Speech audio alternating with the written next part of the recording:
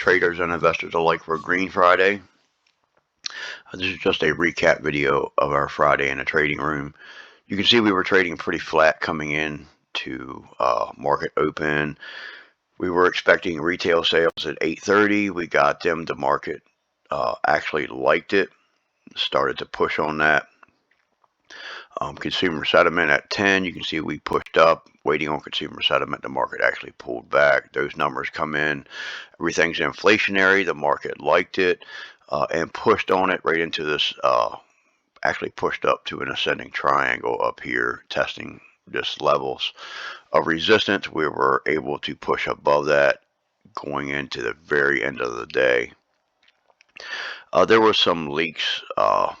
Not saying I buy this, but there was a leak that come out saying that the Fed wouldn't the Fed would not increase over a 0.25, but with the numbers have been coming in so inflationary, there's a huge chance for the Fed to actually bump it up to 1. So we just need to be careful in this market. So one of the movers that we were able to come across was Netflix. We've seen some option flow on it. Seen it on the scanner. This is coming into earnings tomorrow, Monday. So you can see how it pushed. Seemed like it just wants to push into earnings. There's a lot of we're expecting a beat on that, so there's a good chance that's the reason why that pushed. Another one was DraftKings. This was on the scanner. Seen a little bit of option flow on it. Just you don't see a lot of option flow on DraftKings anyway, so I guess we could call that unusual for what we did see, but it was actually come across my radar just because it was on the scanner, and that's when I started checking the chart. AMD, we're trying to see some improvements here in the semis. So you can see AMD, it pulled back at first, but it was able to retake this level, retake the opening candles, and then was able to grind up. Wasn't as picture perfect or as pretty of a run as Netflix, but it is seeing some improvement there. Another one that was really strong was Citi. Out of the 6 major banks, 4 have reported. Citi was the only one that was a beat. JP Morgan, Wells Fargo, Morgan Stanley were all misses. We're still waiting on Goldman Sachs and Bank of America, but Citigroup was a beat. I also want to point out that Morgan Stanley has been so hawkish on the market. Now Citibank is nowhere near as hawkish, and Morgan Stanley also said that crude was going up. Citibank said crude would be coming down to 65. So far, Citibank's right there on the crude numbers. We haven't hit 65 yet, but we're definitely pulling back. So far, it looks like they were right in that aspect. So maybe things are not quite as bad in the market as they seem. I think we have some serious trouble coming personally, but I'm not going to let my opinion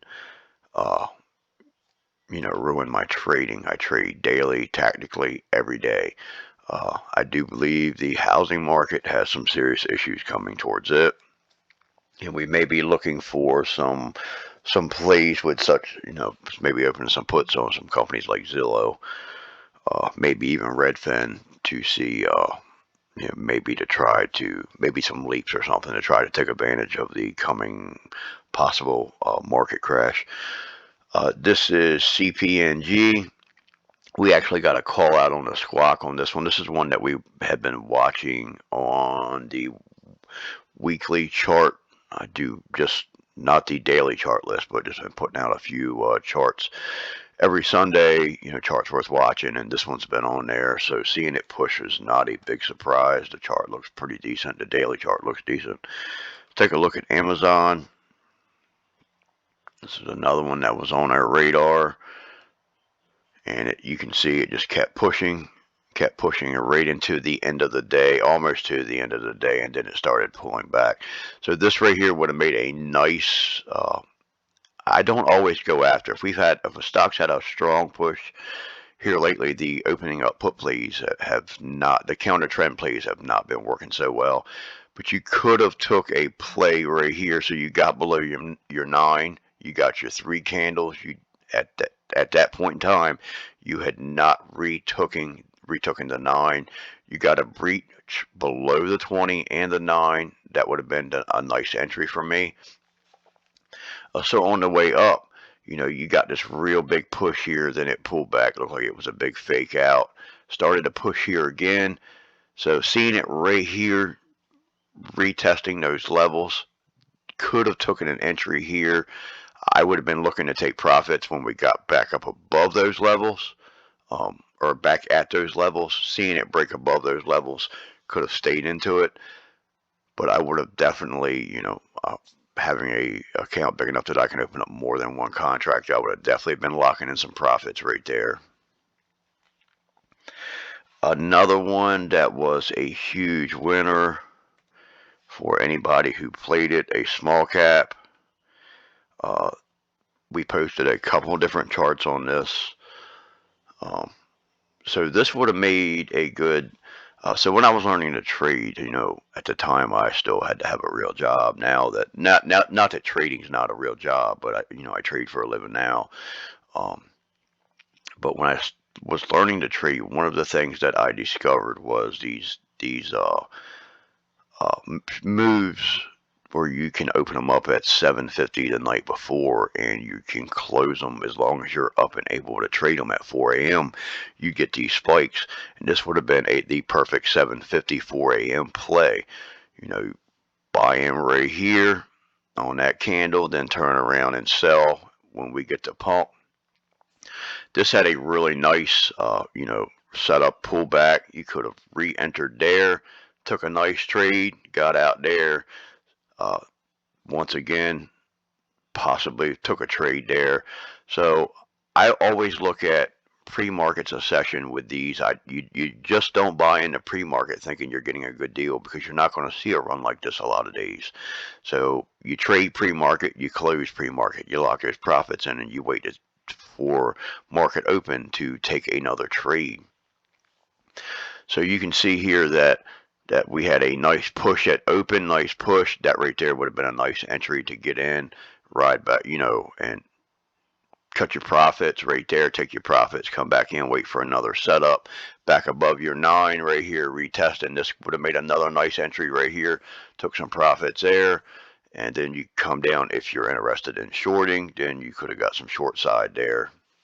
It was a really nice run though, altogether. Let's take a look at Tesla. Tesla's coming in for earnings, I believe Thursday, and we're expecting a miss. The market's expecting a miss. You can see this was nice and choppy. So we did get a push it open. I got a really great, really good quick in and out play there. Got some trades to the downside as well. Tesla was my only trade Friday, but I traded it several different times. But throughout the day, it started to just kind of stall out and was pretty stale. But there was some, just seemed like there was a lot of FOMO into it Friday. There's a lot of people piling in here, and I jumped in and out a couple times. Quick moves, made really good money on it, but just a lot of quick moves. It's hard to stay in. So I hope everybody has a great weekend. I hope everybody's getting some rest. See you in the trading room.